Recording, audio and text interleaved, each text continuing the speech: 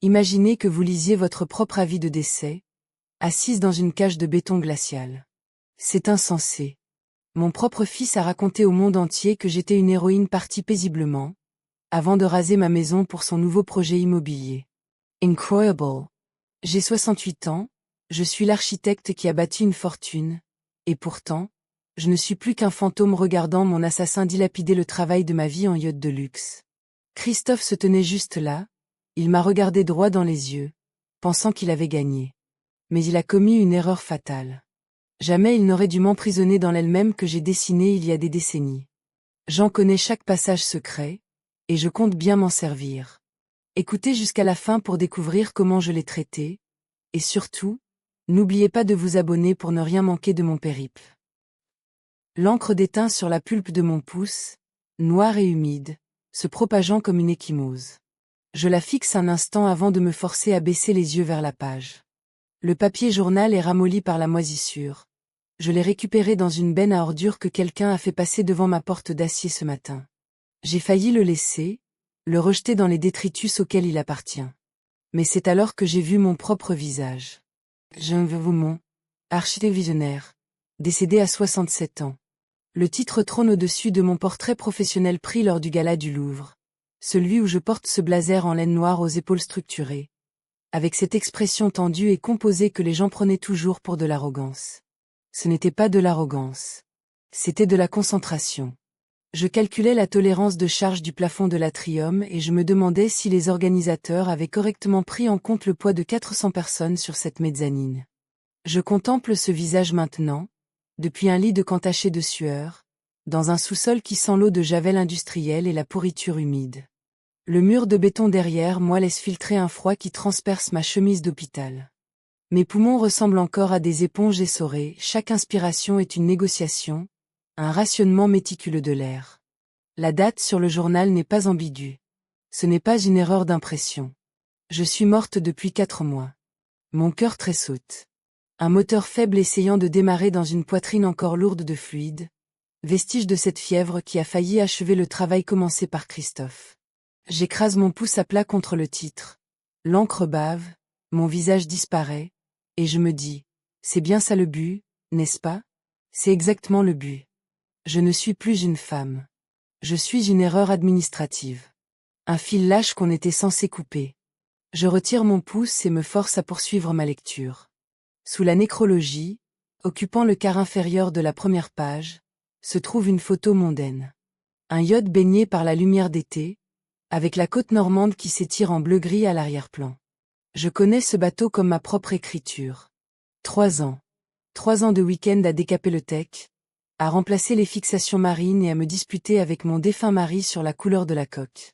Finalement, nous étions tombés d'accord sur un blanc classique et profond avec une seule bande marine à la ligne de flottaison. Je l'avais peint moi-même avec un pinceau que je possède encore quelque part, que je possédais quelque part dans mon atelier. La plaque signalétique sur la photo est dorée à la feuille. Orny. Criarde, de cette manière spécifique que les nouveaux riches confondent toujours avec l'élégance. Catherine. Pas Geneviève. Catherine. Il n'a même pas pris la peine de retenir mon prénom. Christophe se tient sur le pont arrière, une coupe de champagne à la main, l'autre bras jeté sur l'épaule d'un conseiller municipal dont je reconnais le nom pour l'avoir croisé lors des commissions d'urbanisme. Christophe porte le costume Brioni bleu marine que je lui ai offert pour sa remise de diplôme, celui que j'avais fait reprendre aux épaules parce qu'il était plus mince à l'époque, avant les ambitions politiques, les abonnements à la salle de sport et la construction minutieuse d'un corps télégénique. Il ne porte pas de cravate sombre. Il n'affiche pas l'expression recueillie et abattue d'un fils endeuillé. Il sourit, et son sourire possède cette qualité particulière de l'homme qui vient d'acquérir quelque chose qu'il désirait ardemment. Il ne me pleure pas. Il lève des fonds. Je pose le journal sur le lit de camp. La trahison n'est pas un sentiment que je peux nommer de façon habituelle. Ce n'est pas cette chose brûlante et impétueuse à laquelle j'aurais pu m'attendre. C'est un poids physique. Une compression. Quelque chose qui presse mes côtes de l'intérieur, comme si ma cage thoracique avait rétréci autour de mon cœur et réduisait lentement, méthodiquement, l'espace qu'il lui reste pour battre. Je reprends le journal. Je me force à tout regarder. L'article est complet. Je dois reconnaître cela à celui qui l'a écrit. Christophe a dû lui servir un dossier soigneusement ficelé mêlant chagrin et fierté civique. Et ils l'ont imprimé sans changer une virgule. Je le lis comme je lis des documents de construction, en balayant les petits caractères, en cherchant les anomalies structurelles, les endroits où les chiffres ne correspondent pas au plan. Je les trouve. Un tragique incendie au domaine des Beaumont aux premières heures du 14 avril, la matriarche, piégée par l'inhalation de fumée avant que les secours ne puissent l'atteindre, une fin héroïque, digne d'une femme qui a passé sa vie à bâtir l'architecture civique de notre belle région. Il l'a rasé. Mes yeux s'arrêtent. Je relis la phrase 3 fois pour être certaine de ne pas avoir mal compris. Il n'a pas vendu ma maison. Il ne l'a pas louée, ni divisé le terrain, ni pris aucune de ces demi-mesures que j'aurais pu imaginer pendant mes longues nuits fiévreuses sur ce lit de camp. Il l'a rasé jusqu'aux fondations. Chaque ligne que j'avais tracée pour cette demeure, le porte-à-faux sur mesure au-dessus du jardin et les fenêtres de 5 mètres que j'avais exigées pour capturer la lumière d'hiver selon l'angle précis que j'avais calculé après 3 visites sur le site. Le marbre de Carrare que j'avais sourcé moi-même dans une carrière près de Massa et fait expédier par caisse à travers l'Atlantique. Tout a disparu. Pulvérisé dans la terre pour laisser place aux hauteurs de Beaumont. Un complexe immobilier mixte dont la cérémonie de pose de la première pierre est prévue pour le printemps prochain. Mon nom sur un bâtiment que je n'ai pas eu le droit de concevoir. Mon héritage servant d'accessoire de campagne. Je suis un fantôme, et je regarde un étranger liquider le travail de ma vie en panneaux électoraux et en contributions politiques. Et le pire, ce qui s'enfonce comme une écharde derrière mon sternum, c'est que je l'ai laissé faire. Je lui ai remis moi-même ce mandat de protection future. Je lui ai confié les titres de propriété, les comptes et mes archives architecturales pendant que j'étais malade, alors que la fièvre faisait tanguer la pièce selon des angles impossibles et que les médecins prononçaient des mots comme bilatéral, aigu et pronostic. Je pensais, c'est mon fils. C'est la dernière chose que mon mari et moi avons bâtie ensemble. Il ne la laissera pas s'effondrer. Je me suis trompée sur l'intégrité structurelle. Je n'ai pas vu les lignes de faille. La lourde porte d'acier en haut de l'escalier grince, un bruit de métal contre métal, une vibration qui voyage à travers le béton jusqu'à ma colonne vertébrale avant même que je ne l'analyse consciemment. Les pas sont familiers. Je les écoute depuis 4 mois. Le clic mesuré et rythmé de chaussures Richelieu cirées sur les marches en béton. 1, 2, 1, 2. L'allure d'un homme qui n'a jamais été pressé parce que le monde s'est toujours organisé selon son emploi du temps. Christophe descend dans la lumière.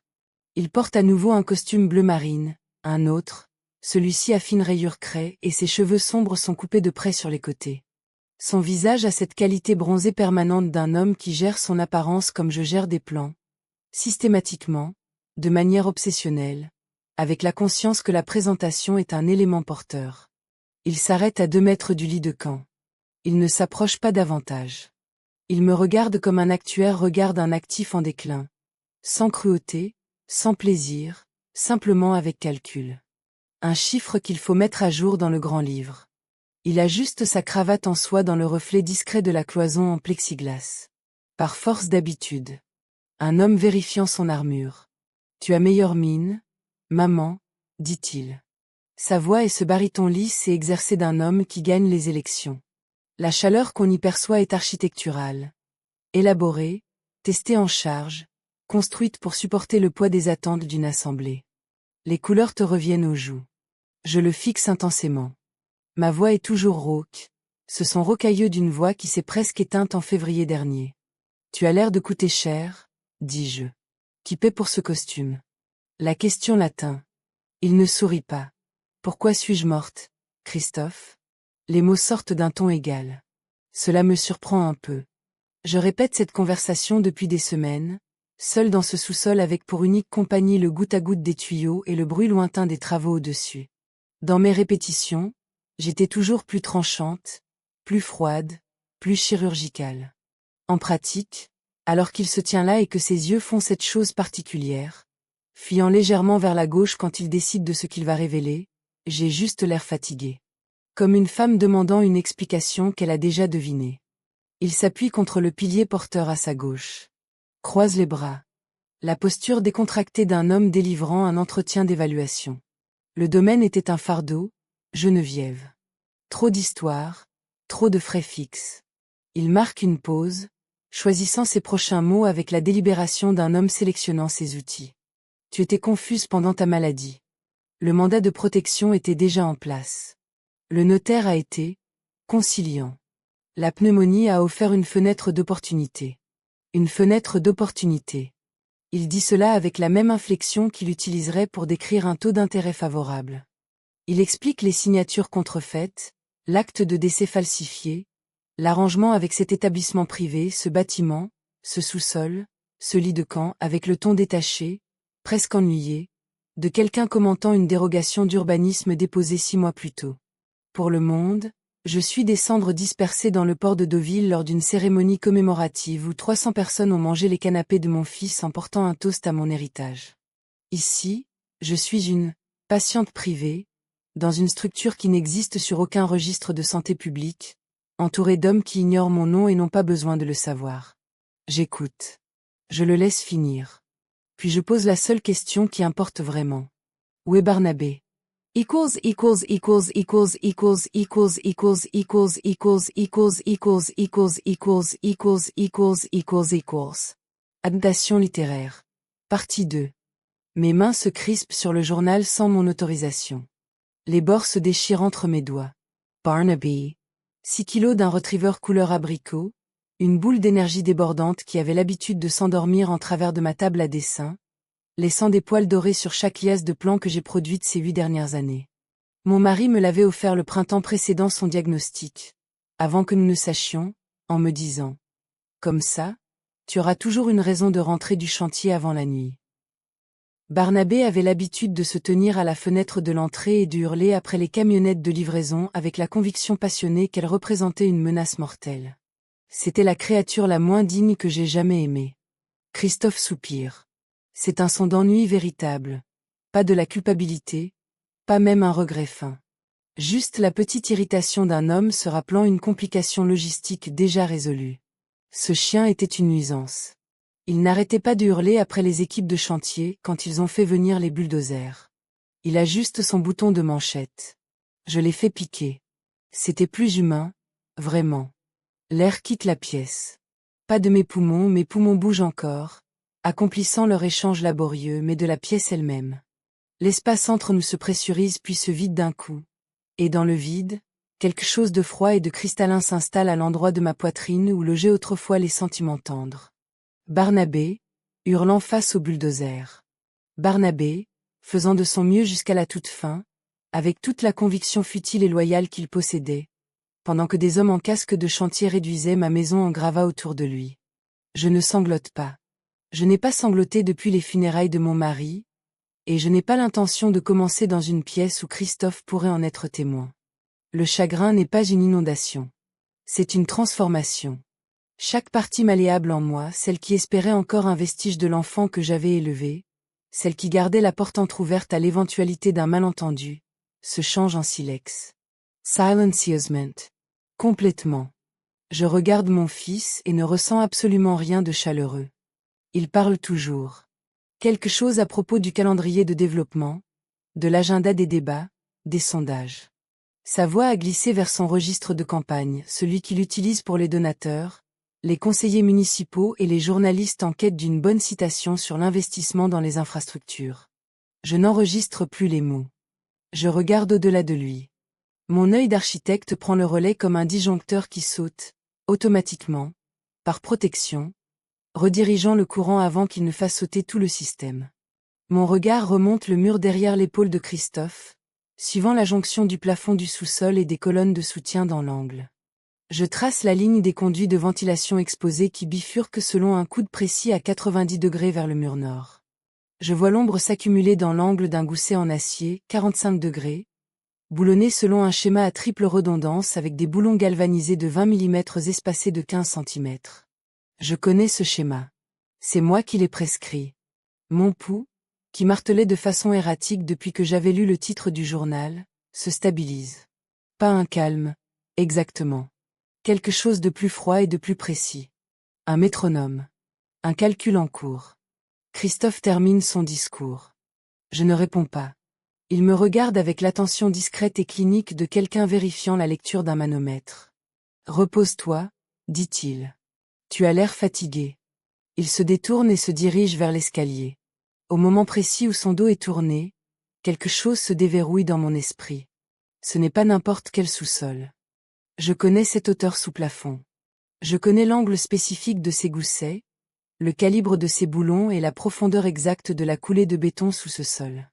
Je connais l'inclinaison à 45 degrés du tuyau d'évacuation qui court le long du mur et la raison pour laquelle il a été spécifié à ce degré plutôt qu'au 30 habituel.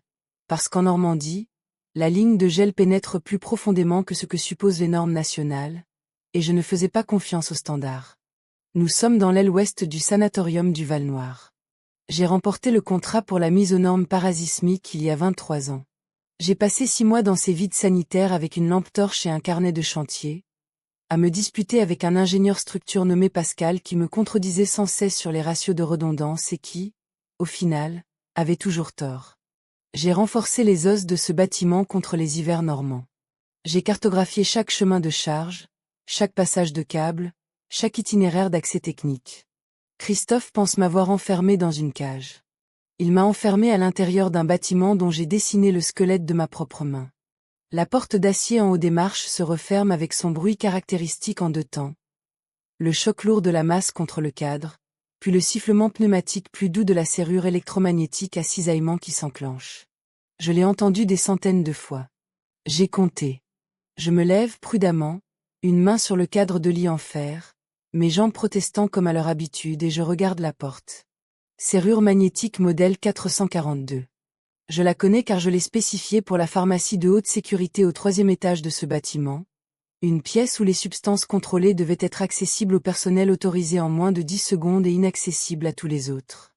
Le système fonctionne sur un circuit local dédié qui transite par les boîtiers de dérivation au niveau du sol. Ces boîtiers sont encastrés dans le béton tous les 45 cm le long de la base du mur et, derrière les plaintes d'origine. Si je peux atteindre une dérivation et créer un court-circuit, la serrure passera en mode « sécurité intégrée », ce qui signifie qu'elle s'ouvrira. Je compte les secondes entre la fermeture de la porte et le bruit de ses pas qui s'estompent en haut de l'escalier. 12 secondes. Christophe a confiance en la serrure. Il ne se retourne pas. Parfait. Je me tiens bien droite et j'entame un inventaire lent de mes forces. La pneumonie m'a dépouillé du peu de poids que j'avais en réserve.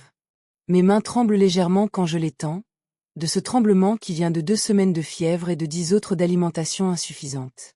Mais le tremblement est un problème musculaire, pas structurel. L'architecture de mes mouvements n'a pas changé.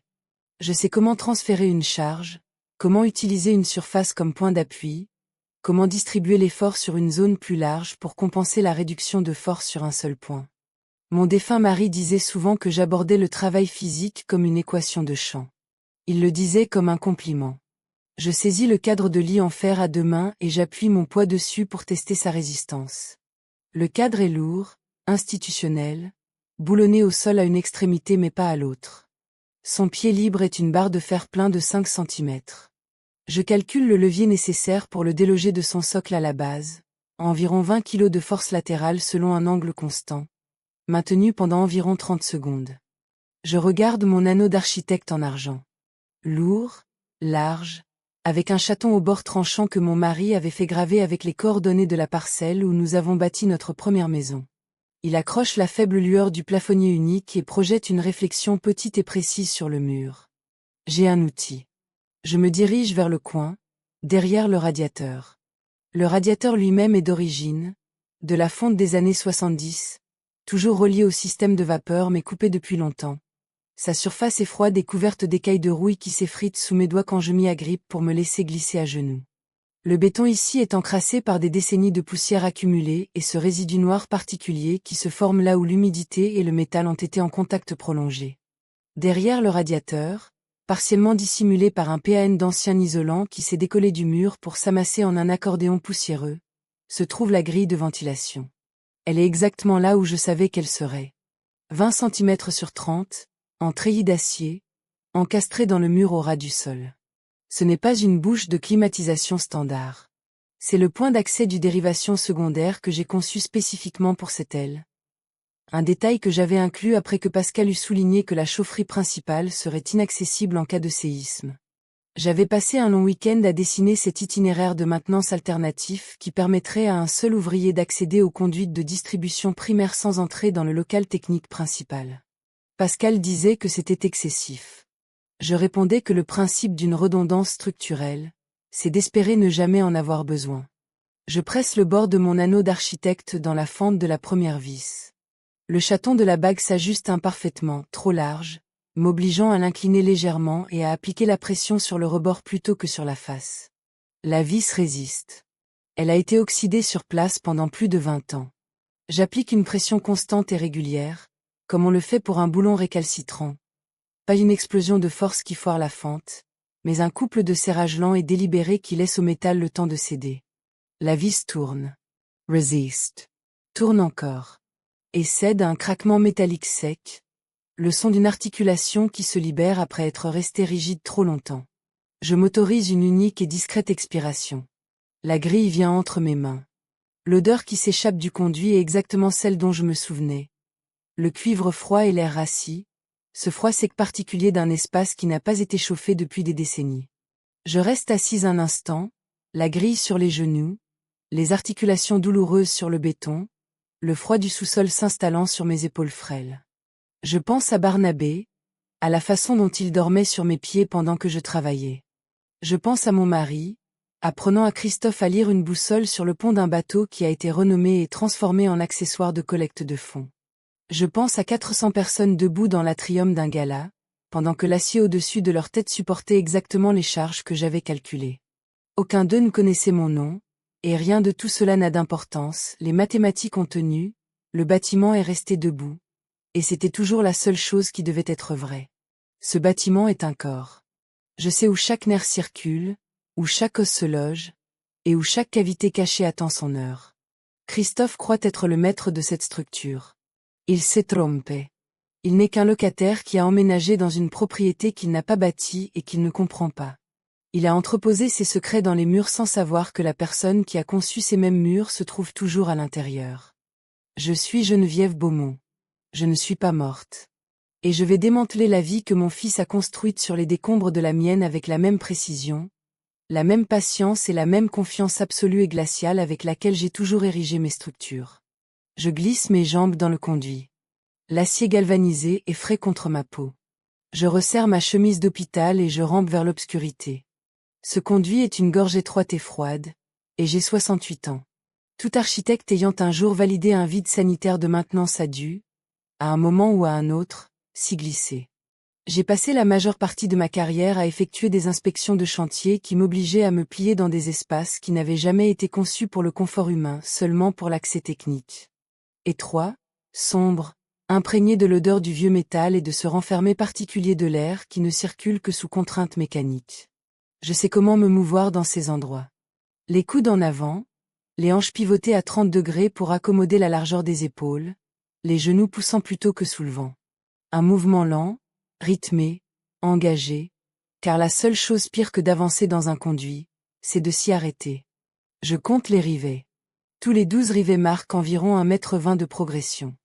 J'ai conçu cette dérivation pour courir sur 28 mètres, du bloc cellulaire ouest jusqu'au moyeu central de ventilation, avec un point de bifurcation au 12e mètre qui tourne vers le nord, en direction de la salle des transformateurs.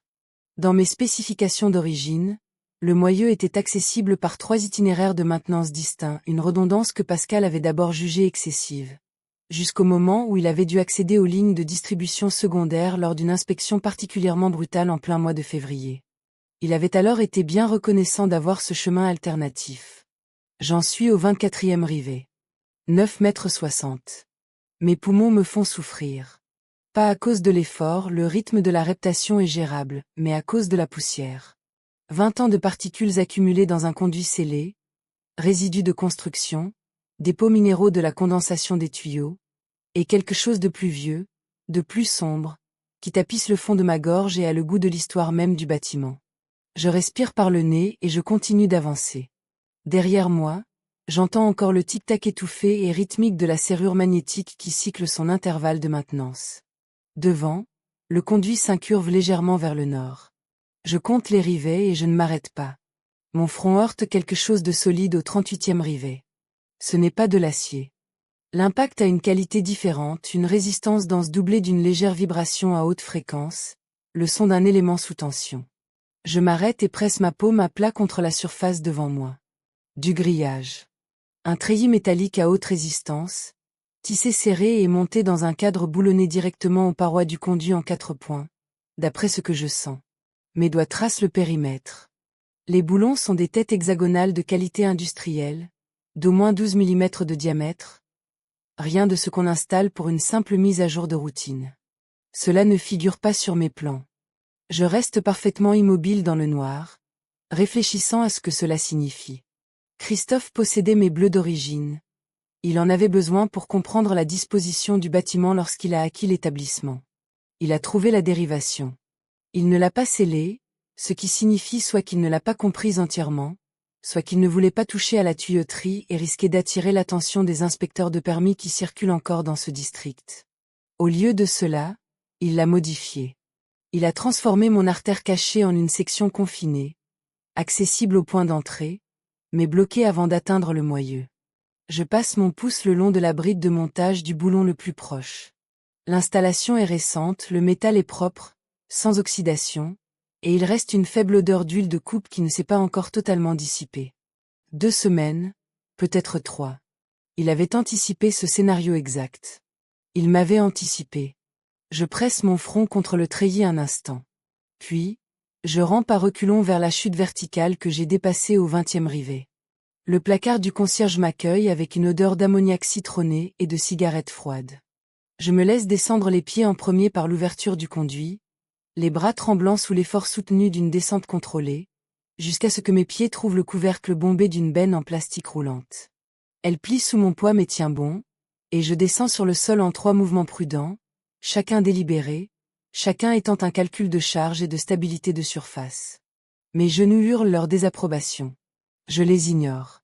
La pièce est petite, mal éclairée par un unique tube fluorescent dont l'une des extrémités vacille. Des étagères métalliques supportent des produits de nettoyage industriel, des bidons d'eau de javel, des boîtes de gants en latex empilées, un seau à serpillière avec un essoreur cassé.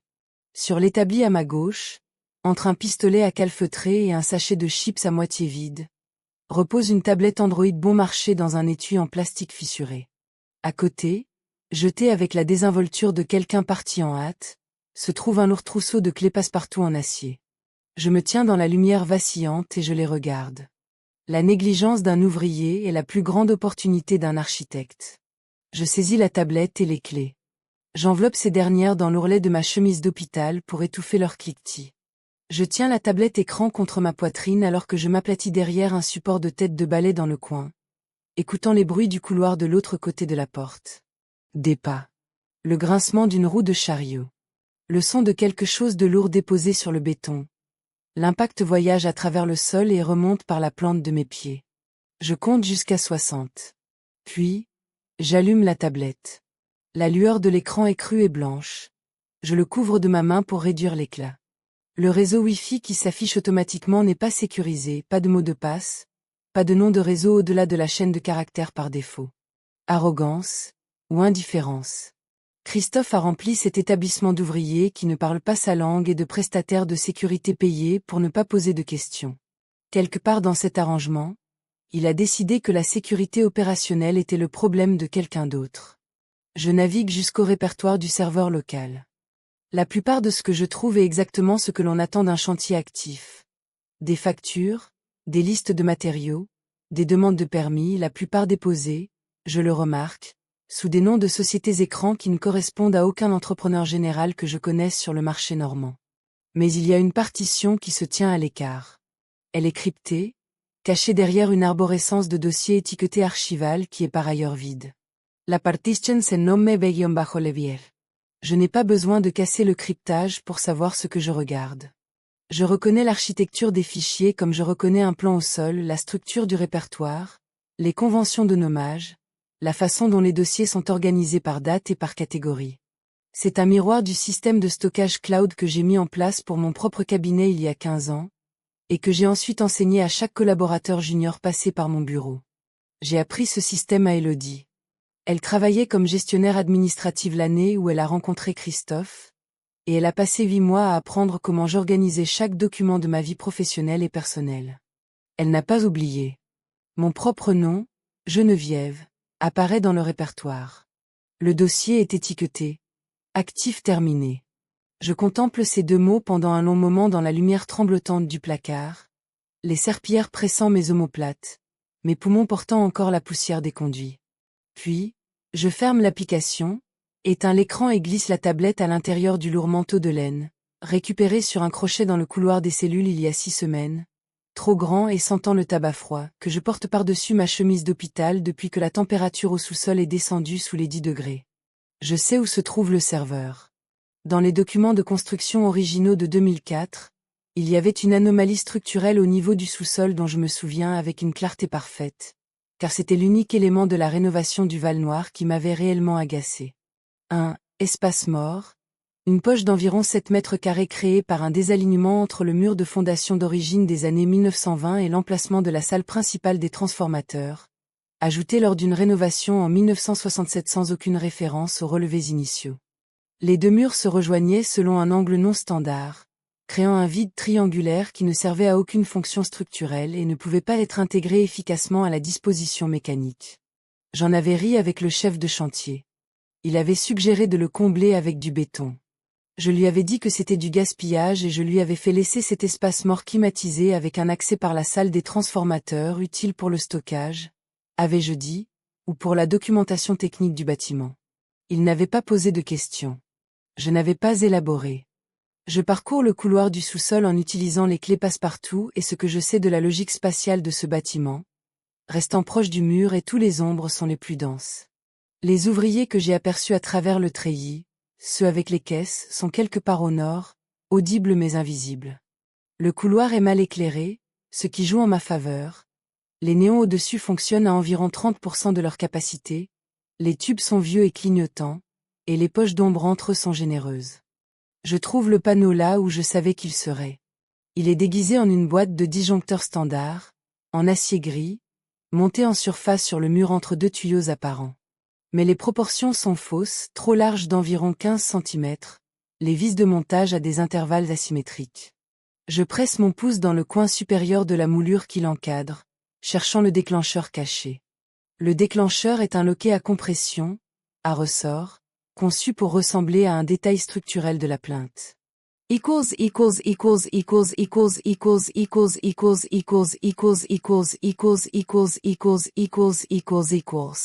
Adaptation littéraire. Partie 4. Le mur respire.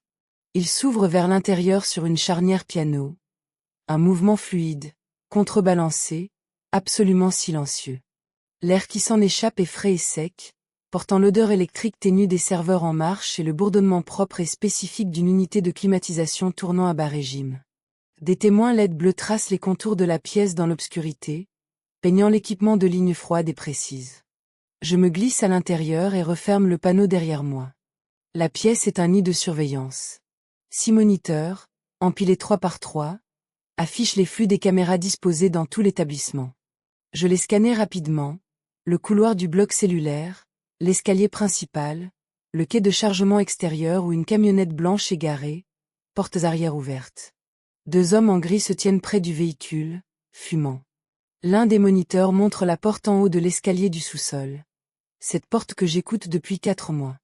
Je répertorie, puis j'écarte ces images. Ces flux ne sont pas ce que je suis venu chercher. Le stockage local est une unité de serveurs montée en rack, du matériel relativement récent, tournant sous une interface artisanale que je reconnais comme une version modifiée d'un système de gestion de surveillance que j'ai déjà vu dans des propriétés commerciales.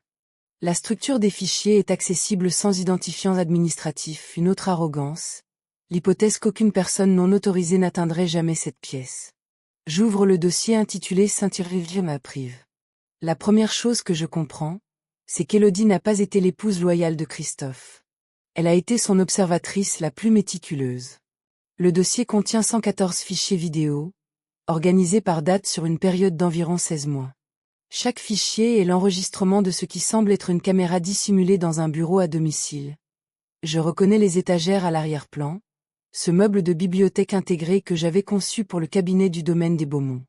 Je l'avais fabriqué en pain de cœur de récupération parce qu'Élodie disait vouloir que la pièce paraisse chaleureuse et littéraire. L'ironie de ce détail se pose dans ma poitrine comme une pierre. Je clique sur un fichier datant d'il y a 4 mois. L'horodatage indique 6 jours avant ma date de décès officielle. Christophe est dans le champ, assis dans le fauteuil en cuir que j'ai également choisi pour cette pièce, un verre de bourbon à la main. Il est en bras de chemise, cravate desserrée, l'angle de la caméra montrant le côté gauche de son visage de 3/4 profil. Il est au téléphone. Il ignore qu'il est enregistré. Sa voix est très claire à travers les petits haut-parleurs de la salle des serveurs. L'acte de décès est finalisé. Les cendres dans l'urne ne sont que de la suie de cheminée. Elle ne verra jamais la différence. Personne ne la verra. Un silence. Le bruit de la glace contre le verre. J'ai besoin du notaire au bureau d'ici vendredi. Tout doit être transféré avant le début du cycle des débats. Je reste assise avec ça un moment. De la suie de cheminée. Je regarde mon fils prendre une gorgée de bourbon dans un fauteuil que j'ai choisi pour son confort, dans une pièce que j'ai bâtie pour lui, et décrire la liquidation de mon identité légale avec le même ton plat qu'il utilise pour discuter d'un calendrier de campagne. Je ferme le fichier et continue de faire défiler. La vidéo d'il y a 3 semaines se charge avec le léger bégaiement numérique d'un fichier volumineux. Le décor est une pièce différente, un bureau que je ne reconnais pas, des boiseries en acajou et un lourd bureau aux garnitures en cuivre. Le genre de pièce décorée pour communiquer le sérieux plutôt que pour faciliter le travail réel. Christophe est assis face à un homme que je connais. Maître Arthur Castillon. Il officie comme notaire dans la région de Deauville depuis 30 ans. Il a géré mes titres de propriété, les documents de succession de mon mari, les actes de constitution de mon cabinet. Il porte une moustache grise et a l'habitude de retirer ses lunettes pour les nettoyer lorsqu'il s'apprête à dire quelque chose qu'il sait être discutable. Ses lunettes sont retirées. Il les polit avec son mouchoir de poche. Sur le bureau, entre eux, se trouve une pile de documents, chaque page nette et carrée. Sous mes yeux, Arthur saisit son sceau de notaire et commence à traiter la pile avec le rythme méthodique d'un homme qui a fait cela maintes fois et qui a cessé depuis longtemps de demander ce qu'il signe. Les documents transfèrent mes derniers actifs liquides et le titre de propriété du yacht, mon yacht, le projet de 3 ans de mon mari et moi, le bateau sur lequel j'ai passé mes week-ends à restaurer dans un chantier naval de Honfleur pendant que Christophe était à l'université vers une société écran. Quand Arthur termine le dernier tampon, Christophe lève son verre de bourbon. Arthur produit le sien de quelque part sous le cadre. À la regrettée et grande Geneviève Beaumont, dit Arthur. Et sa voix possède cette légèreté spécifique et exercée d'un homme portant un toast à quelque chose qu'il a déjà décidé de ne pas regretter. Ils boivent. Mon estomac ne se noue pas. C'est ce qui me surprend, je m'attendais à la nausée, à la révolte physique d'un corps traitant une trahison, mais ce que je ressens est plus froid et plus structurel. Un calcul de charge qui s'achève. Un chiffre atteignant sa valeur finale. Je sais exactement ce que je regarde. Je sais exactement ce que cela vaut. Je sors la clé USB volée du cordon autour de mon cou, où je l'ai gardée depuis que je l'ai trouvée dans un tiroir de fourniture il y a 3 semaines. Une clé standard de 64 gigaoctets encore dans son emballage d'origine, que j'ai ouvert avec mes dents et préparé pour ce moment précis. Je l'enfonce dans le port avant du serveur. La barre de progression s'ouvre à 0 et commence à avancer. 20%. Je me tiens dans la lumière bleue de la salle des serveurs, je respire par le nez et je surveille la barre. Mes mains sont fermes, de cette fermeté qu'elles acquièrent lorsque tout ce qui pourrait mal tourner a déjà été entièrement répertorié et assorti d'une solution d'urgence. J'ai 68 ans, je me tiens dans une pièce secrète à l'intérieur d'un bâtiment que j'ai conçu, copiant les preuves de mon propre meurtre sur une clé USB, et mes mains sont fermes. 35%. 50%. L'éclairage de la pièce passe brusquement du bleu au cramoisi. Le changement est instantané, pas de fondu, pas de gradation d'avertissement, juste le bleu disparu et le rouge là, pulsant selon un rythme lent et urgent. Simultanément, un pépiment strident s'échappe du rack serveur. Court, sec, se répétant toutes les 3 secondes. Pas une alarme sonore au sens traditionnel, un signal, envoyé quelque part, à quelqu'un possédant un téléphone. Je regarde la tablette. La notification est déjà arrivée. Accès non autorisé, secteur B, salle des serveurs. La règle d'or de la sécurité moderne des bâtiments que j'ai passé toute ma carrière à prôner. Chaque pièce cachée possède un fil de détente numérique. J'ai écrit cela dans mes propres spécifications. Je l'ai intégré à ce bâtiment. J'ai simplement oublié, dans la logique froide de ma planification, que je n'en étais plus l'administratrice. Je surveille la barre de progression. 72%. Les bottes viennent d'en haut. Pas le pas léger et pressé des ouvriers, ce sont des impacts lourds, délibérés, espacés avec la cadence spécifique d'hommes se déplaçant rapidement mais en formation. Des embouts d'acier, des lacets militaires, le genre de bottes achetées autant pour l'intimidation que pour l'utilité. Je les entends traverser le plancher de la pièce au-dessus et converger vers la cage d'escalier à l'extrémité nord du couloir. Sous-sol. Vérifiez le concentrateur serveur. La voix est étouffée par le béton mais audible. Le son de la porte de l'escalier qui s'ouvre à la volée. La vibration de plusieurs hommes descendants me parvient à travers le sol, pas un sentiment exactement, plutôt un fait, une donnée arrivant par la plante de mes pieds et se traduisant directement en information spatiale. 10 mètres. Se déplaçant à un rythme qui les place devant la porte de la salle des transformateurs en moins de 45 secondes. 80%. Je ne peux pas partir sans les données. Sans elles, je suis une femme qui s'est échappée d'un sous-sol et qui n'a rien d'autre qu'une voix rauque et un trou de 4 mois dans son existence légale.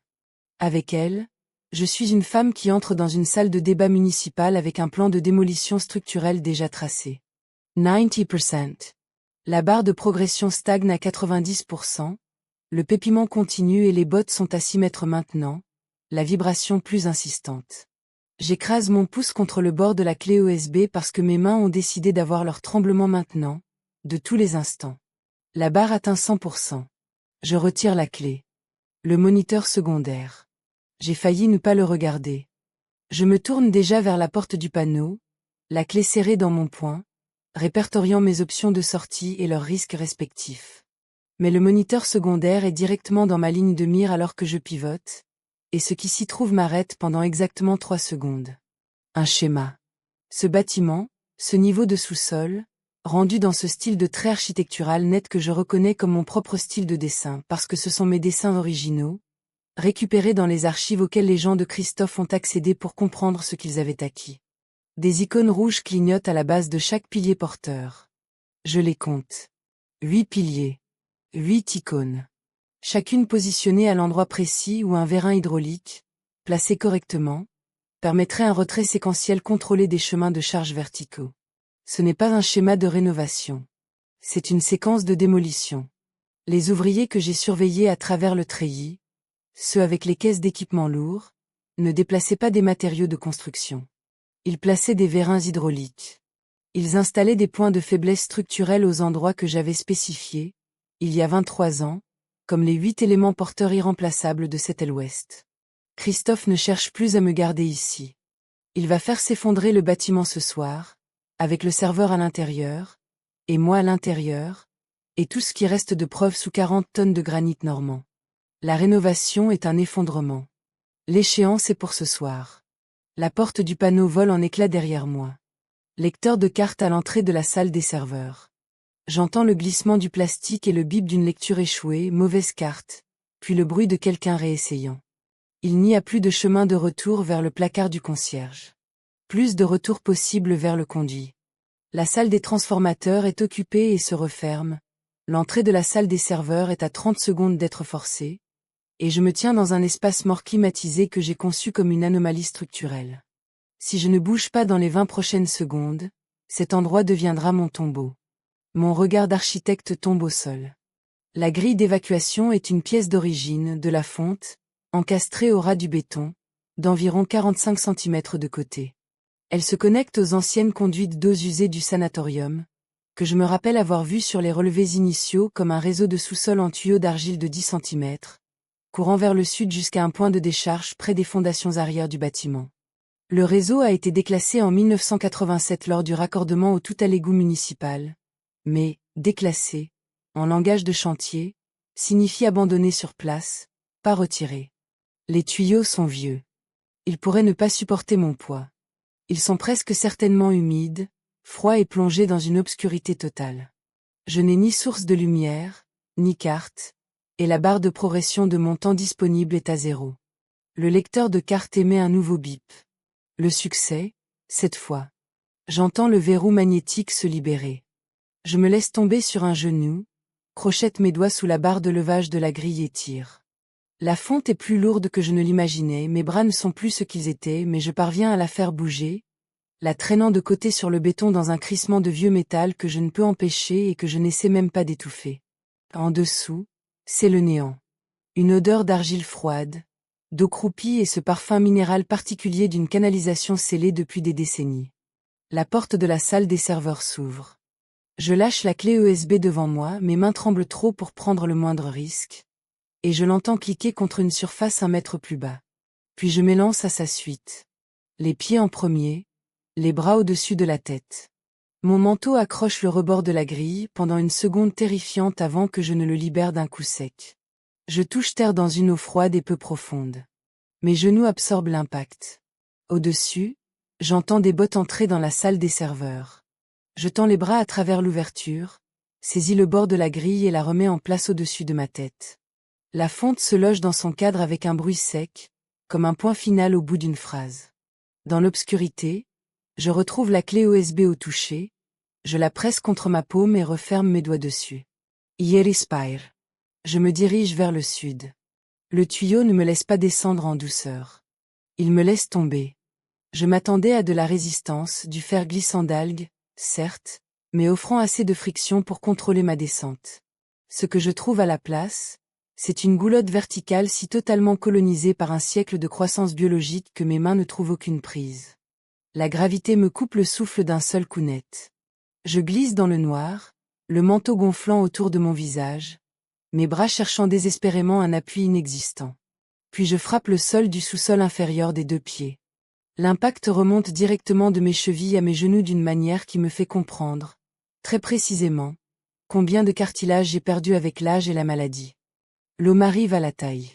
Elle est noire et froide, de ce froid que seule une eau très ancienne et stagnante peut posséder, pas le froid vif des températures extérieures, mais quelque chose de plus profond, de plus total.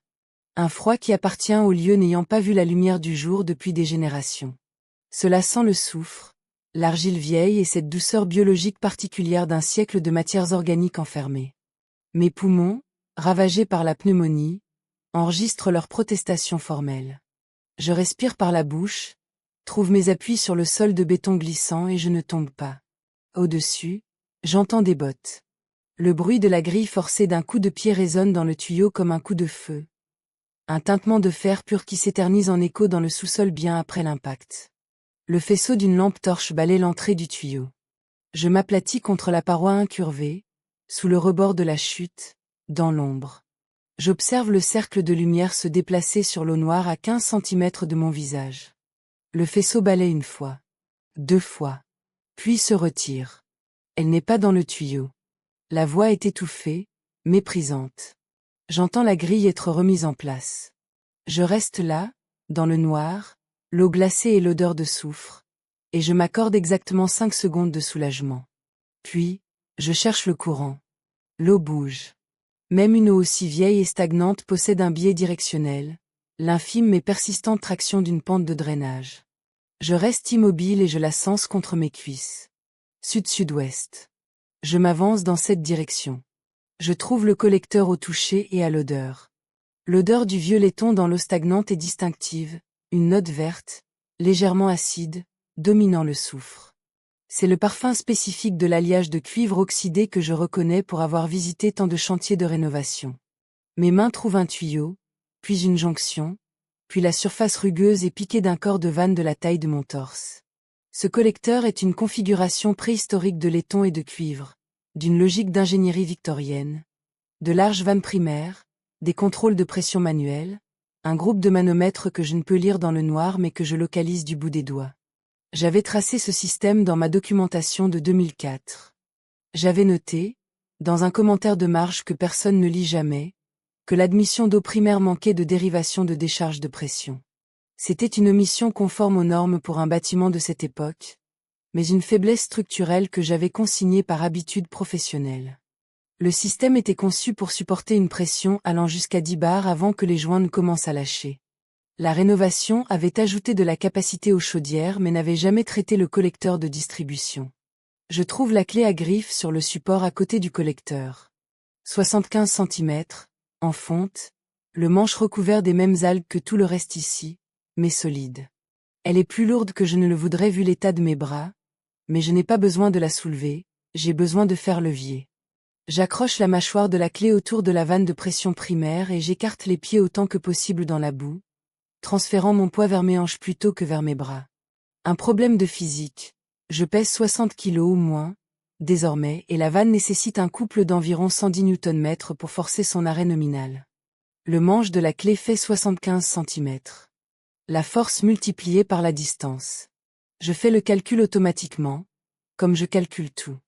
Je jette mon poids de côté, utilisant mon corps comme bras de levier. La vanne résiste.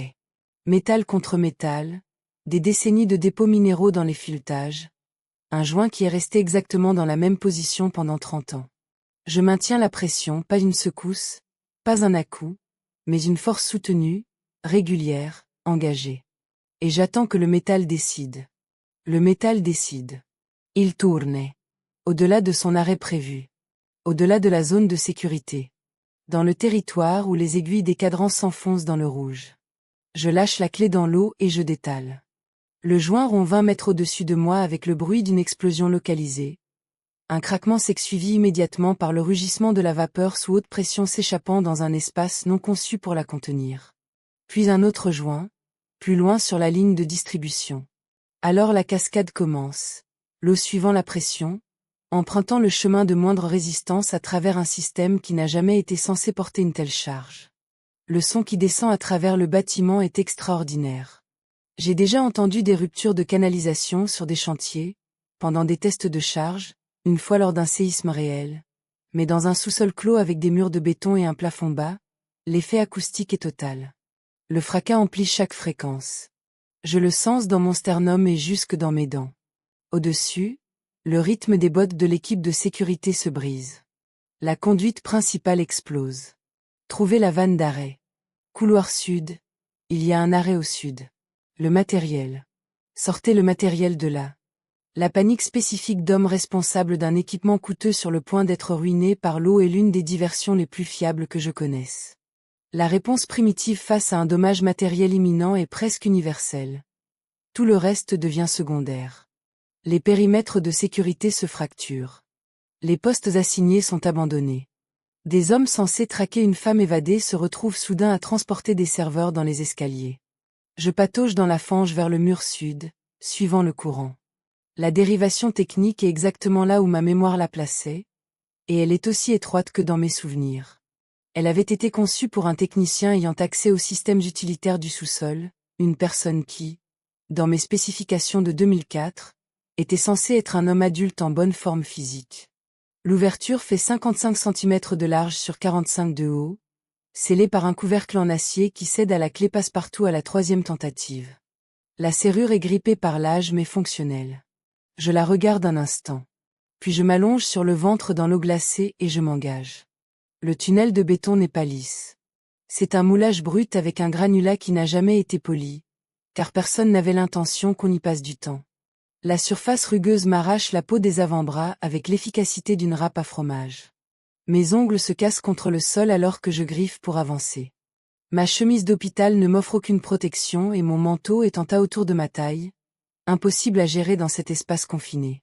J'avance en tirant sur mes coudes et en poussant sur la pointe des pieds, dans le noir, avec le fracas du désastre hydraulique au-dessus de moi qui se transforme lentement en cri confus d'une équipe ayant temporairement perdu sa chaîne de commandement. Je compte mes longueurs de coude.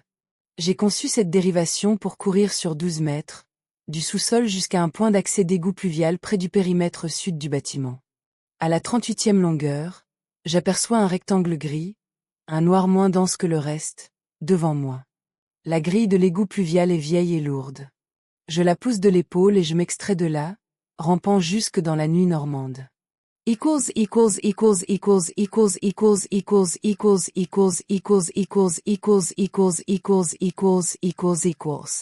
Adaptation littéraire. Partie 6. L'air me frappe comme un verdict physique.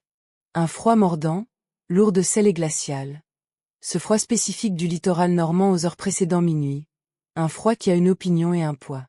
Je suis allongé sur le dos, sur un lopin de granit et d'herbe rase, à 50 mètres de la clôture sud du sanatorium. Je porte une chemise d'hôpital trempée et un manteau de laine désormais saturé d'eau, dont le poids a triplé. Le ciel au-dessus de moi est d'un noir dense, couvert, avec une lisière de gris plus clair là où la lune tente de percer la couche nuageuse. Je m'accorde 10 secondes au sol. Juste 10. Je les compte, et à 10, je roule sur le côté et me redresse. Le sanatorium, sur la colline derrière moi, recrache de la vapeur par 3 points distincts, une expiration dentelée et industrielle contre le ciel. Les lumières des fenêtres inférieures s'agitent de manière frénétique. Des lampes torchées portées par des hommes pressés. Aucune lumière extérieure sur la façade sud. Aucune poursuite visible. Je me tourne vers la lisière des bois et je marche. La forêt normande, la nuit, n'est pas un terrain clément.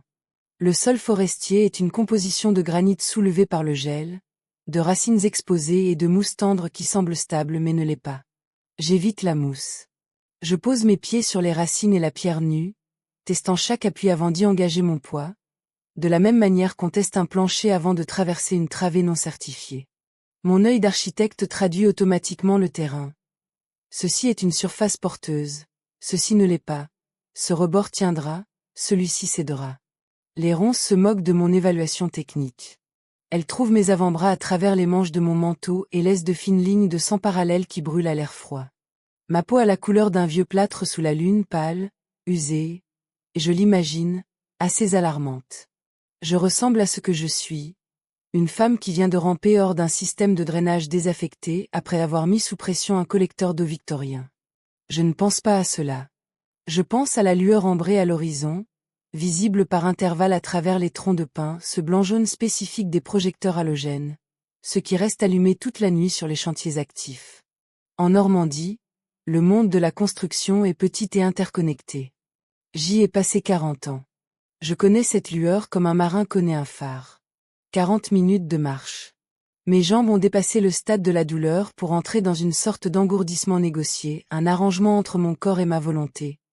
Je continue de bouger, mon corps continue de fonctionner, et nous discuterons de la facture totale plus tard. Je sors de la lisière des bois pour entrer dans la lumière. Le campement de caravane se trouve au bord d'une fondation nivelée. Les hauteurs de Beaumont, sous station 3, d'après les panneaux. L'ironie de voir le projet immobilier de mon fils devenir mon premier refuge arrive et s'efface aussitôt. Je n'ai plus d'espace mental pour l'ironie. Ce que je vois, c'est un cercle d'hommes en veste de travail autour d'un chauffage d'appoint au propane, l'odeur du café brûlé et de l'échappement diesel, et le rectangle ambré et chaleureux d'une cabane de chantier éclairée. Mes jambes décident que c'est ici qu'elles s'arrêtent. Je m'effondre contre une pile de contreplaqué à la limite de la lumière, mon dos frappant le bois et mes genoux cédant. Je suis toujours consciente, je ne perds pas cela, mais les 20 mètres entre les bois et la caravane ont épuisé le dernier compte sur lequel je tirais. Le solde est désormais à 0. Je peux entendre ma propre respiration, humide, saccadée, trop forte dans le silence du chantier. Les hommes me regardent. Le silence possède cette qualité spécifique des gens essayant de déterminer s'ils voient une personne, un problème, ou les deux. D'où Jésus, madame, dit l'un d'eux en se levant lentement. Sa voix a le ton plat et pragmatique d'un homme qui a travaillé sur assez de chantiers pour avoir vu toutes les variétés d'urgence. On dirait que vous sortez d'un naufrage. L'homme aux cheveux argentés au centre du groupe ne dit rien pendant un long moment. Il se lève de sa chaise de camping, lentement, à la manière d'un homme imposant qui a appris à bouger avec délibération. Son visage est une carte topographique qui me scrute des pieds à la tête. Ma chemise déchirée. Mon manteau dégoulinant. Mes avant-bras, qui sont un catalogue de la topographie de la dernière heure. Mon visage. Il s'arrête lorsqu'il arrive à mon visage. Geneviève. Sa voix tombe dans un murmure à peine audible. Meunier.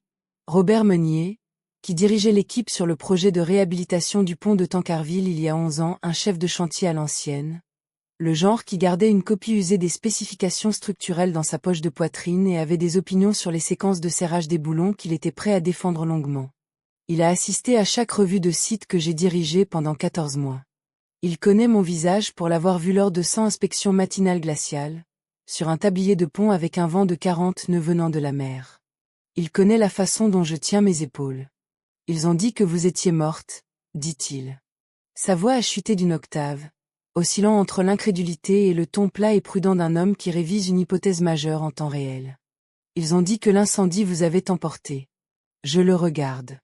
Ma voix, quand elle sort, est toujours cette râpe, la charnière qui manque d'huile, mais elle est ferme. L'incendie, dis-je, était purement décoratif. Les hommes s'activent avec la coordination aisée et exercée d'une équipe habituée à travailler ensemble. Une couverture de survie apparaît sur mes épaules, celle de Robert, tirée d'un kit dans la caravane. Le poids et la chaleur de celle-ci sont si brusquement accablants que je dois serrer les lèvres et fixer le plafond de la caravane jusqu'à ce que l'émotion passe. On me presse un thermos entre les mains. Un café noir, brûlé, amer et absolument parfait.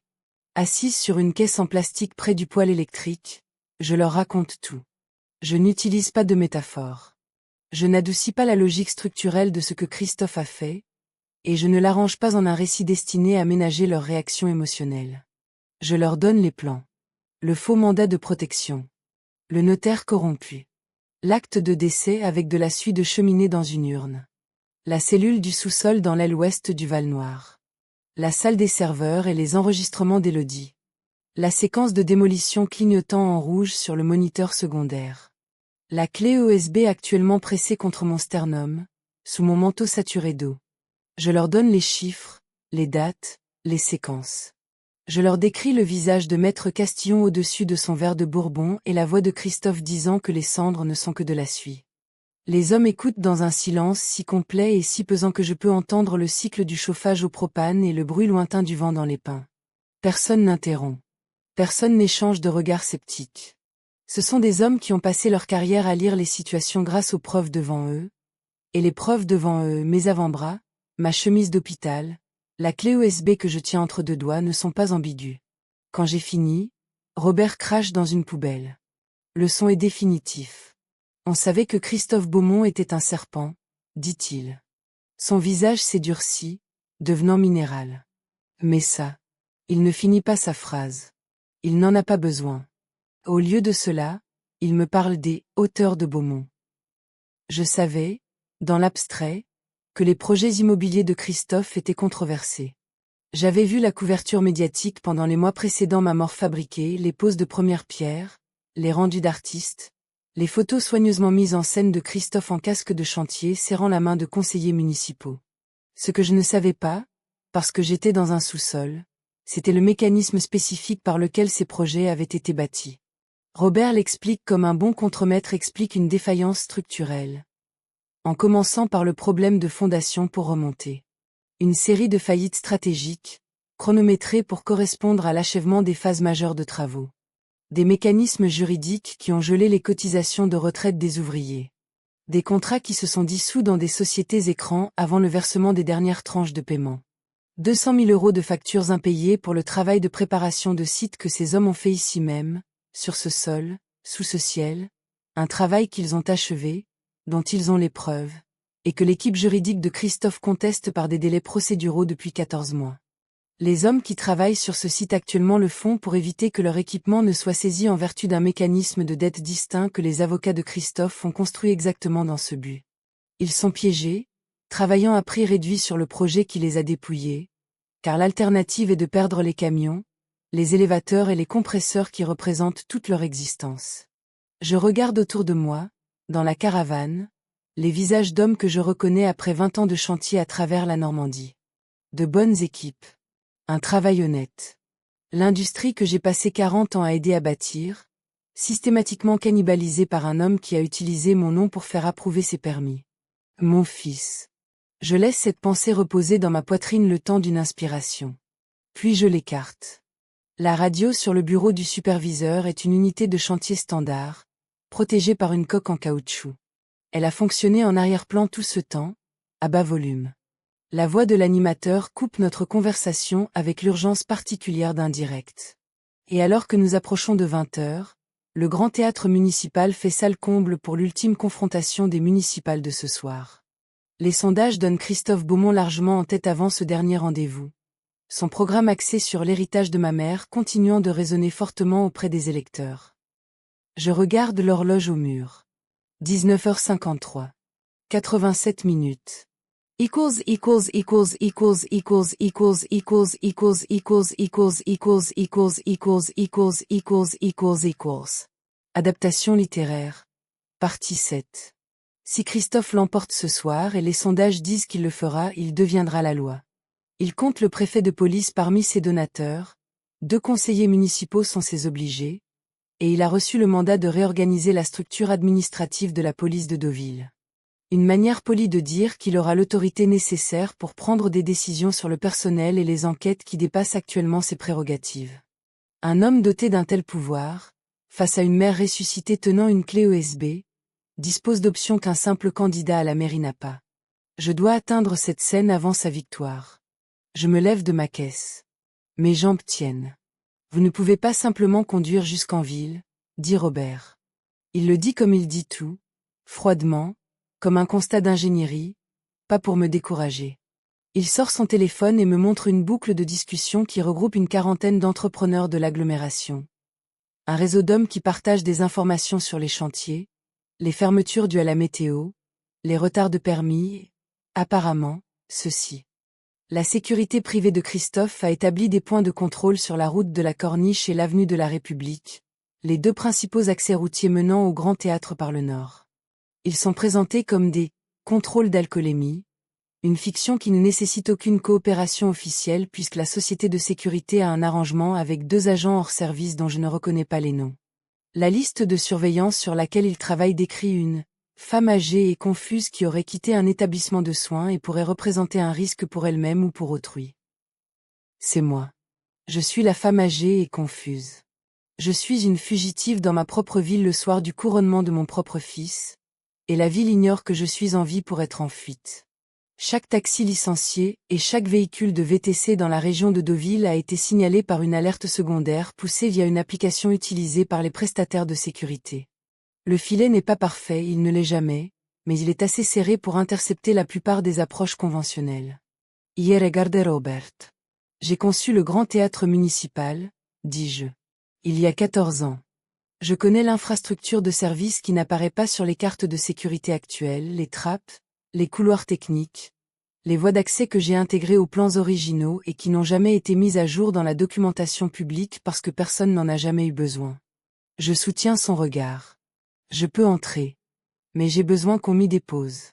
Robert m'observe un instant avec l'expression d'un homme calculant les tolérances, évaluant ce qu'on lui demande d'absorber, les risques encourus, la solidité du chemin de charge. Puis il regarde son équipe.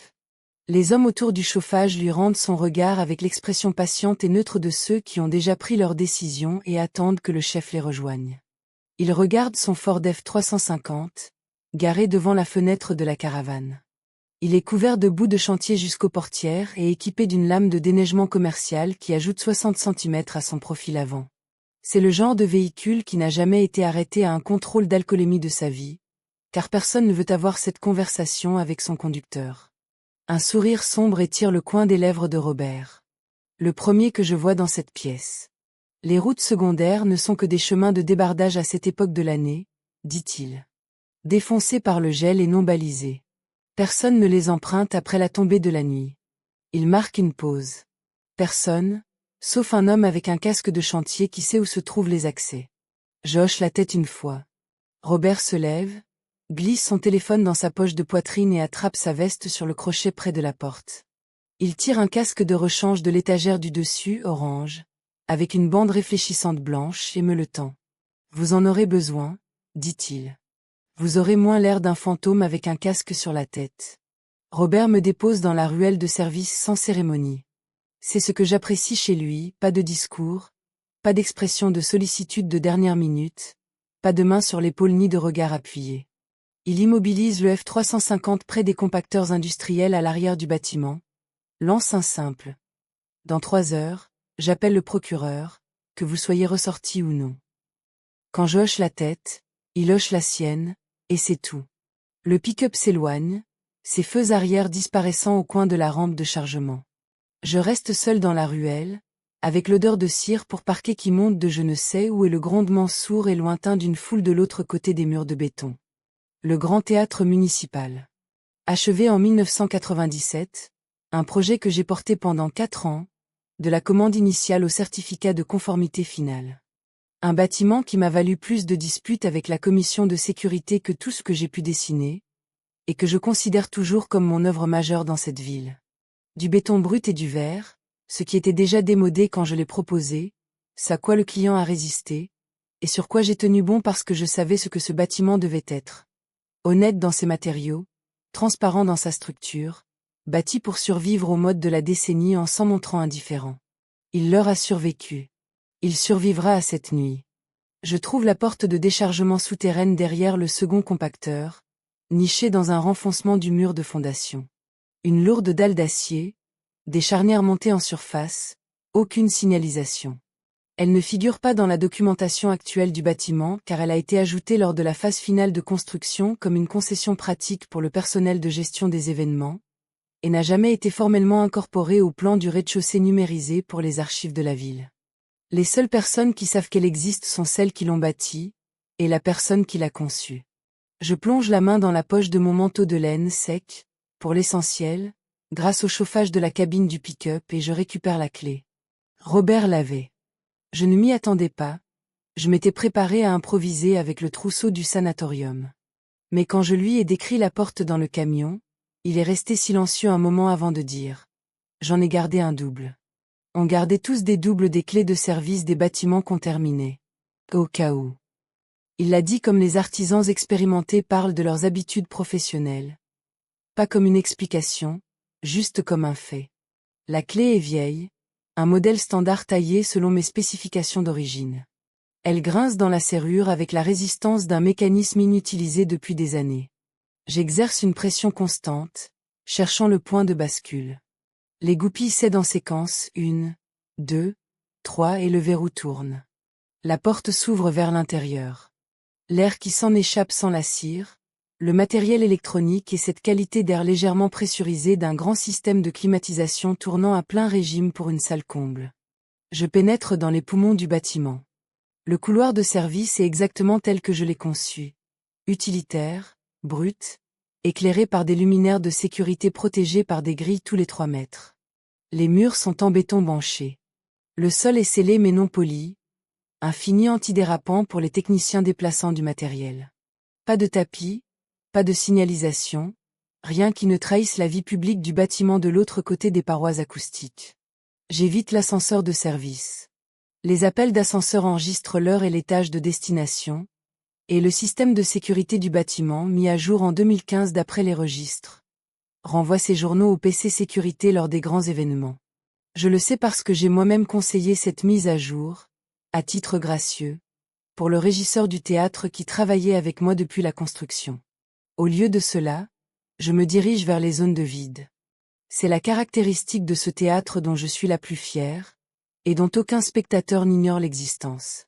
Entre le squelette structurel en béton et les panneaux acoustiques en bois de l'auditorium, j'ai conçu un espace de maintenance d'1 mètre de large assez vaste pour qu'un ouvrier puisse s'y déplacer debout, équipé d'échelles internes aux 4 points de passage verticaux.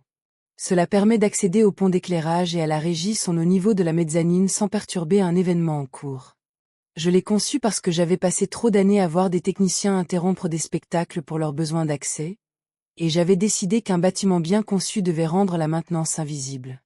Je trouve la première échelle dans le noir, par mémoire et au toucher. Mes mains lisent le mur jusqu'à trouver la poignée encastrée du panneau d'accès. Le panneau s'ouvre. Je pénètre dans le vide. Le son de la foule traverse les panneaux acoustiques comme une présence physique, un rugissement étouffé, résonnant, des centaines de voix dans ce registre d'anticipation propre aux avant-spectacles. Il fait chaud de ce côté du mur. Les panneaux font leur travail. Le son est présent mais diffus, dépouillé de ses informations directionnelles, réduit à une pure énergie. Yegrimpe. Mes mains sont à vif à cause du tunnel de drainage et du sol de la forêt, la peau de mes paumes abrasée jusqu'à la couche sensible. Chaque barreau de l'échelle s'annonce spécifiquement. Mes poumons produisent un sifflement fin et humide à chaque effort, que je ne peux contrôler et que j'ai cessé d'essayer de masquer, le cadeau d'adieu de la pneumonie, probablement permanent. Je grimpe à travers ce sifflement, main après main, mes pieds trouvant chaque échelon avec le soin délibéré d'une femme qui n'a pas les moyens de tomber. 12 mètres. Le niveau de la mezzanine. La mezzanine technique est une passerelle étroite en caillebotis d'acier, suspendue au-dessus des structures d'éclairage arrière de l'auditorium. Je m'y engage et je prends un instant pour simplement regarder. En bas, la salle est pleine à craquer. Chaque siège est occupé, la galerie supérieure est bondée et la section presse forme un rempart compact de caméras et d'enregistreurs. Les journalistes affichent cette posture spécifique, penchés en avant, comme s'ils avaient été briefés que quelque chose de monumental allait se produire ce soir.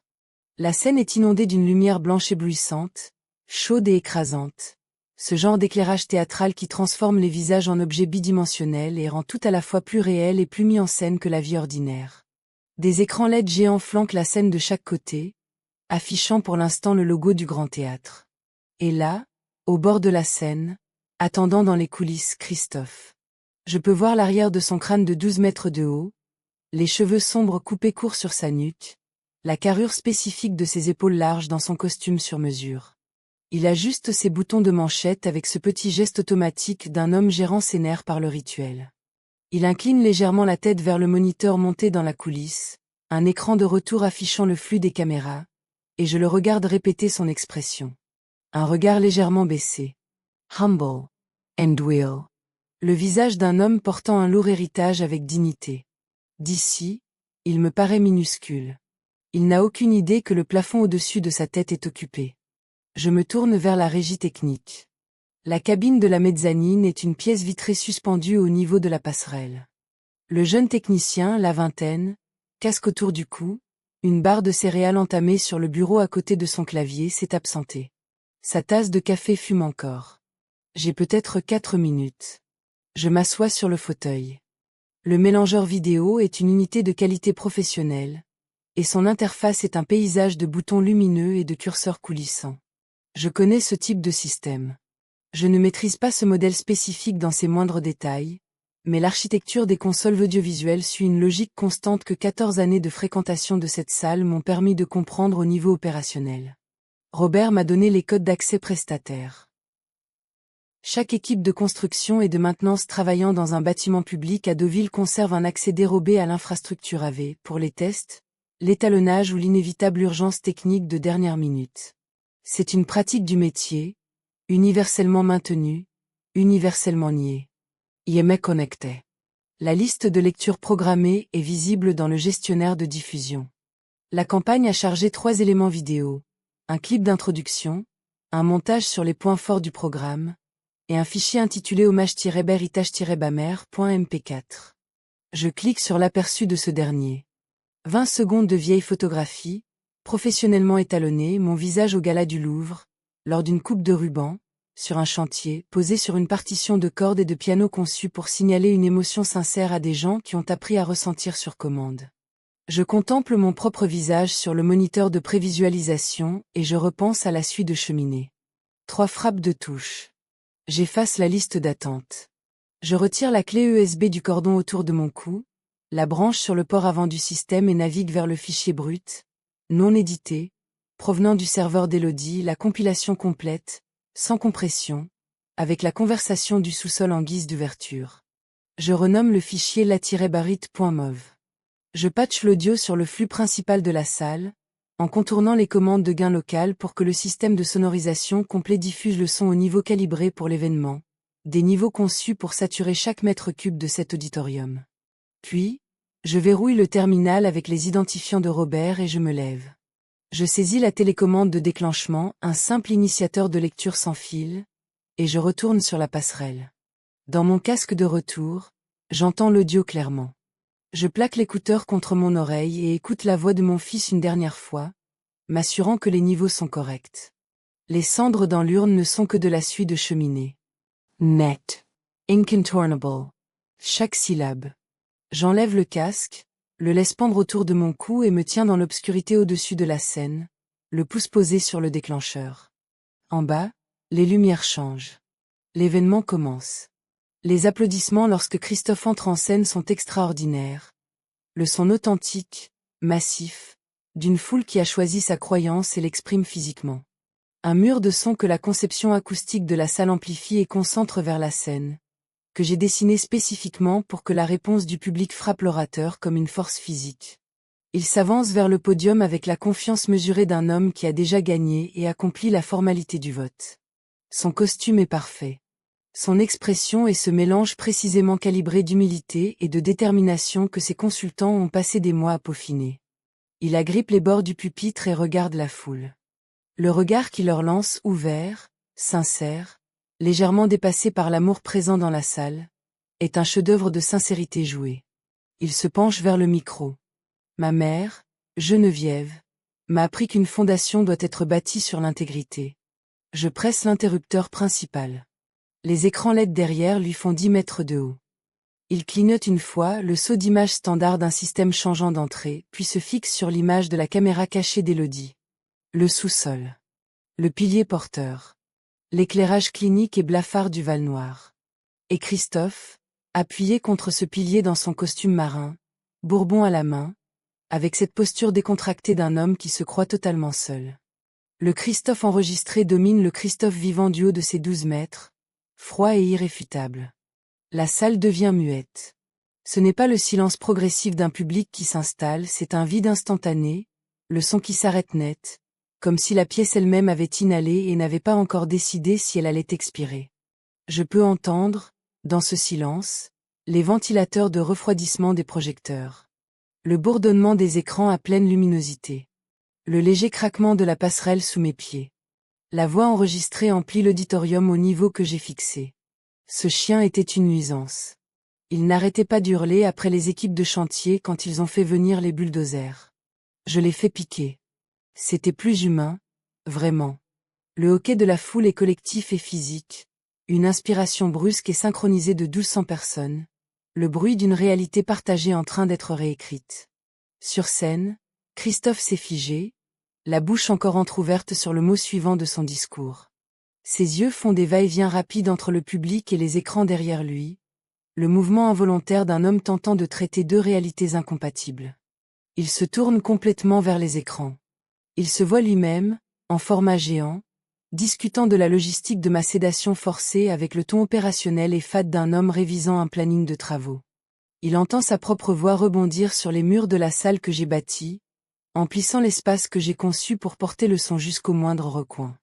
Le masque ne glisse pas. Il s'est désintégré. En dessous, apparaît quelque chose que je n'avais plus vu sur le visage de mon fils depuis qu'il était enfant, qu'il avait brisé un objet de valeur et n'avait pas encore appris à simuler l'innocence. Une terreur brute, non filtrée, primale. Le visage d'une structure qui a atteint sa limite de charge. Je suis déjà en mouvement. Les escaliers d'accès rapide menant de la mezzanine à la trappe de service à l'arrière de la scène se descendent en 45 secondes à un rythme contrôlé. Je les prends en 30, la main sur la rampe, mon corps pesant sur chaque marche. Le sifflement dans mes poumons est le seul bruit dans mon couloir privé tandis que le chaos s'installe de l'autre côté de la paroi. La trappe de service se trouve dans le mur arrière, derrière le rideau de fond. Un détail que j'avais conçu pour les orateurs de prestige voulant une entrée dramatique depuis l'obscurité. Le levier manuel est une barre encastrée, peinte du même noir que le mur. Il cède sous une pression ferme avec un sifflement hydraulique totalement couvert par la rumeur montante de la foule. Le panneau s'ouvre. Les projecteurs me frappent comme un choc physique. Je sors des ténèbres pour entrer dans l'éclat blanc et brûlant d'une rampe d'éclairage de gala. Pendant un instant, la lumière est si totale que je ne vois rien, seulement la brillance, seulement sa chaleur sur mon visage, sur mes bras et sur l'ourlet déchiqueté de ma chemise d'hôpital sous mon manteau de laine. Je reste là et laisse mes yeux s'adapter, 1 seconde, 2 secondes, jusqu'à ce que l'auditorium se dessine dans le blanc. Je me tiens sur la scène que j'ai conçue. La lumière accroche mes cheveux, ce carré poivre et sel, ayant poussé après des mois sans coupe, plus long que je ne le porte d'ordinaire, encadrant mon visage d'argent. On me dira plus tard, par les journalistes présents, que l'image de ma silhouette émergeant de cette porte fut la photographie qui fit la une de tous les journaux le lendemain matin. Que pour les gens assis là, cela ressemblait à un fantôme entrant dans la lumière. Ils ne le disaient pas par métaphore. Ils le pensaient littéralement. Je marche vers le podium. Christophe me voit. Au moment où il enregistre ce qu'il regarde, pas les écrans, pas les caméras, pas les agents de la police judiciaire que je vois maintenant s'avancer depuis les coulisses, mais moi, présente, vivante, traversant la scène vers lui dans un manteau saturé d'eau et une chemise d'hôpital déchirée, avec de la poussière de bois encore dans les cheveux. Son corps fait quelque chose qu'aucun entraînement politique ne peut empêcher. Ses talons accrochent le bord du tapis alors qu'il recule. Ses couleurs l'abandonnent en une vague visible, partant du front pour descendre jusqu'au cou, jusqu'à ce que son visage prenne le gris blanc du béton de ma cellule. Il me regarde comme on regarde les choses qui ne devraient pas exister. Je passe devant lui. J'atteins le podium. Je me penche vers le micro. Un Larsen siffle une fois, une note haute et pure qui tranche le bruit de la pièce et impose un nouveau silence, puis s'apaise. Le théâtre est devenu muet. Je contemple ces 1200 visages tournés vers moi. La presse avec ses objectifs déjà braqués, le public figé dans cette stupeur particulière de ceux qui comprennent qu'ils assistent à un événement qu'ils raconteront le reste de leur vie, le modérateur du débat debout au bord de la scène, ses notes oubliées au creux de sa main. Je regarde Christophe. Ses lèvres s'agitent. Aucun son n'en sort. Un architecte, dis-je, laisse toujours une sortie dérobée. Ma voix est toujours cette râpe. Cette charnière qui n'a pas été huilée. Mais la conception acoustique de la salle, mon acoustique, la porte sans effort jusqu'au moindre recoin, chaque consonne tombant de manière nette et précise. Je laisse le silence planer le temps d'un battement de cœur. La tienne, ajoutai-je, porte des menottes. Les agents de la police judiciaire surgissent des deux coulisses simultanément. Robert les avait appelés depuis son pick-up sur le chemin forestier, 2 heures plus tôt. Ils avaient passé ce temps à se positionner autour du périmètre du bâtiment, tandis que les preuves contenues sur la clé USB que j'avais demandé à Robert de transmettre à un contact à la PJ, un homme de loi qui avait ses propres raisons de se méfier de Christophe Beaumont, étaient examinées par des personnes ayant l'autorité d'agir. Le timing n'avait rien d'accidentel. La scène, les écrans, la confession publique tournant en boucle derrière lui. C'était ma contribution à l'architecture de la preuve. La présence des agents, elle, était l'œuvre de Robert. Christophe tente de parler. Il esquisse le début d'une phrase à 2 reprises. Des syllabes qui se dissolvent avant de devenir des mots, l'équivalent verbal d'une structure perdant son chemin de charge verticale. Ils le font pivoter et lui immobilisent les bras. Le bruit métallique des menottes qui s'enclenchent est capté directement par le système de sonorisation, qui tourne toujours à plein régime selon les réglages que j'ai fixés. Le cliquetis du mécanisme remplit la salle, clair, final et irréversible. C'est le son le plus satisfaisant que j'ai entendu en 4 mois. Il me jette un regard par-dessus son épaule alors qu'il l'entraîne vers les coulisses. Pas de l'amour. Même pas de la haine. Juste l'expression vide et évidée d'un homme qui a atteint la limite de sa capacité porteuse et n'a rien trouvé de structurel en dessous. J'ai bâti des choses qui ont duré. J'ai bâti des choses qui ont échoué. Je sais à quoi ressemblent l'un et l'autre de l'extérieur, et je connais la différence. Ce que je vois sur le visage de mon fils, tandis que les agents l'escortent hors de la scène que j'ai construite, c'est le mode de défaillance spécifique d'une structure qui n'a jamais été honnête quant à ses matériaux. Je le regarde jusqu'à ce qu'il disparaisse. Puis je me tourne à nouveau vers le public et je ne dis rien, car il n'y a plus rien à dire. Les secouristes attendent dans l'allée centrale avec un brancard et cette expression propre aux professionnels de santé qui ont été briefés et sont prêts à faire preuve de patience envers une femme qui vient d'accomplir quelque chose de considérable. Je les écarte d'un geste. Pas par orgueil, ou du moins, pas seulement. Par une préférence spécifique et réfléchie. J'ai passé 4 mois à être déplacé par les décisions des autres, placé, gardé et géré. J'en ai fini d'être géré. Je sortirai de mon propre bâtiment sur mes 2 pieds. Et si ces pieds exigent toute ma concentration et l'appui des accoudoirs par intervalle, c'est une négociation entre moi et mon corps, et cela ne regarde personne d'autre. La foule s'écarte alors que j'avance dans l'allée centrale. Les flashs des photographes forment un rythme staccato de lumière blanche, chaque éclat offrant une fraction de seconde d'illumination totale. Entre eux, les visages du public m'apparaissent par fragments. Une femme, la main plaquée sur la bouche, un homme, les bras ballants, avec cette expression de celui qui révise une certitude majeure. Un adolescent qui brandit son téléphone, enregistrant une scène qu'il postera dans quelques minutes sur des plateformes qui la distribueront à des gens que je ne rencontrerai jamais, dans des villes où je ne mettrai jamais les pieds. Je passe devant les équipes de télévision. Je passe devant Élodie, debout dans la section presse, le visage affichant cette qualité composée d'une femme décidant très vite comment se positionner par rapport à des événements qui n'ont pas suivi son plan. Elle porte un blazer crème et tient un verre d'eau auquel elle n'a pas touché. Quand je passe à sa hauteur, elle prononce mon nom, Geneviève. Sur un ton qui pourrait être le début d'une excuse ou d'une négociation. Je ne m'arrête pas pour savoir lequel. Je sors dans la fraîcheur de la nuit normande. L'air extérieur est pur, vif et salin. Je m'arrête un instant sur les marches de mon bâtiment, avec le brouhaha de la salle derrière moi et l'obscurité du port devant. Le froid est du bon genre, le genre honnête, celui qui ne prétend être rien d'autre que ce qu'il est. Je l'inhale, mes poumons produisent leur sifflement, et je l'inhale encore. Pour la première fois en 4 mois, le poids a disparu. Pas l'épuisement, celui-là est toujours là, total et viscéral. Pas le chagrin pour Barnabé, qui m'accompagnera sans doute longtemps. Mais le poids spécifique et compressif d'un bâtiment sur ma poitrine, le poids d'être le secret enfoui de quelqu'un, le poids d'une vie utilisée sans ma présence, ce poids-là s'est évaporé. La démolition est terminée. Les débris sont en train d'être déblayés. Je reste là, dans le froid, je respire et je regarde le large. Quelques semaines plus tard, je me tiens sur le terrain. La terre est à nu. Les fondations sur lesquelles ma maison a reposé pendant 22 ans ont été dégagées, le béton restant a été brisé et évacué, le sol nivelé. Des mauvaises herbes commencent déjà à pointer dans la terre remuée du périmètre. La côte normande n'attend pas de permission pour reprendre ses droits sur un terrain libre. Je tiens un rouleau de papier calque. L'odeur de ce papier, cette odeur spécifique, légèrement cireuse, d'un bon papier à dessin, l'odeur du potentiel, de la précision et d'un espace blanc attendant de devenir une décision, est la même qu'elle a toujours été. Inchangée par tout ce qui s'est passé.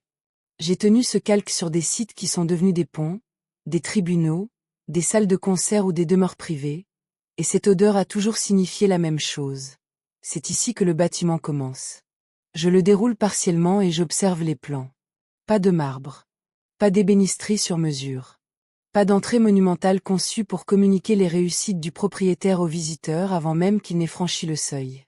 Ces dessins sont différents de tout ce que j'ai produit dans ma vie professionnelle, non pas dans la qualité technique, qui reste précise et complète, chaque dimension annotée, chaque matériau spécifié, mais dans leur finalité.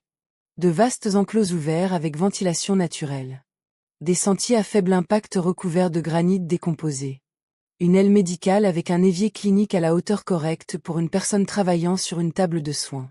Des parcs d'exercice avec des lignes de mire calculées pour les besoins spécifiques de chiens de grande race habitués aux grands espaces. Un sanctuaire. Pour les créatures que le monde juge jetables, je bâtis un lieu qui leur dira qu'elles ne le sont pas. L'entrepreneur que j'ai engagé est Robert Meunier. Je ne le lui ai pas demandé, il m'a appelé 3 jours après le débat, alors que j'étais encore à l'hôpital pour évaluer les séquelles de 4 mois d'emprisonnement et d'un tunnel de drainage sur mon système respiratoire. Il m'a dit, « J'ai une équipe disponible dans 6 semaines. J'ai le matériel. Et je vous dois environ 200 000 € de travail de la part d'un homme qui s'explique actuellement devant un grand jury. » Je lui ai répondu que je lui enverrais les plans. Je regarde la terre brute de la parcelle où se trouvait ma maison. Cette maison que j'avais conçue pour moi, pour mon mari et pour la vie que nous avions planifiée, puis que j'avais continué d'habiter seul après son départ, avant de voir mon fils la raser jusqu'aux fondations pour un projet qui portait mon nom. Cette maison n'est plus, et j'ai fini de la pleurer, non pas parce que le deuil est achevé, mais parce que le chagrin n'est pas structurel. Il ne supporte aucune charge. Il ne me dit pas où placer les murs. Les plans, eux, me disent où placer les murs. Je réenroule le calque et le glisse sous mon bras. Mon anneau d'architecte en argent accroche les premières lueurs de l'aube, cette bague lourde, gravée de coordonnées en lettres architecturales, celle que j'ai utilisée pour dévisser la première vis d'une grille de ventilation dans un sous-sol, celle par qui tout a commencé. Je presse mon pouce contre les coordonnées gravées. La latitude et la longitude d'un lopin de terre en Normandie où 2 personnes ont décidé un jour de bâtir quelque chose qui durerait. Je suis Geneviève Beaumont. J'ai 68 ans, je suis architecte, je suis vivante, et je me tiens sur une terre qui m'appartient. Je tiens les plans d'un bâtiment que personne ne rasera jamais, non parce qu'il est fait de matériaux résistants à la démolition, mais parce que sa fonction, ce qu'il servira et ce qu'il signifiera pour ceux qui le bâtiront et les créatures qui vivront, n'est pas le genre d'héritage qu'un notaire corrompu peut rayer d'un coup de tampon. Je ne le bâtis pas pour mon fils. Je ne le bâtis pas pour la postérité. Je ne le bâtis pas pour les journalistes qui ont publié ma photo en une, ni pour les électeurs qui ont déjà commencé à associer le nom de Beaumont à une inculpation fédérale plutôt qu'à une mairie. Je le bâtis parce que Barnabé avait l'habitude de dormir sur mes pieds pendant que je travaillais, et que le monde regorge de créatures qui méritaient mieux que ce qu'elles ont reçu. J'ai mes outils de dessin, un entrepreneur, une terre brute et, pour la première fois en 4 mois, tout mon temps. Si vous avez écouté jusqu'ici, je vous remercie de m'avoir suivi jusqu'au bout. La plupart des gens décrochent avant que l'addition ne tombe. Mais ici, on finit toujours par payer. Ce qui avait commencé dans l'humiliation et le mépris s'est terminé par des preuves, la vérité et un retour de bâton qu'ils n'ont pas vu venir. Si vous voulez d'autres histoires où le karma frappe sans pitié, abonnez-vous et revenez pour la prochaine. Dites-moi maintenant dans les commentaires, quelle a été la chose la plus révoltante qu'ils aient faite? Qu'est-ce qui a dépassé les bornes pour vous?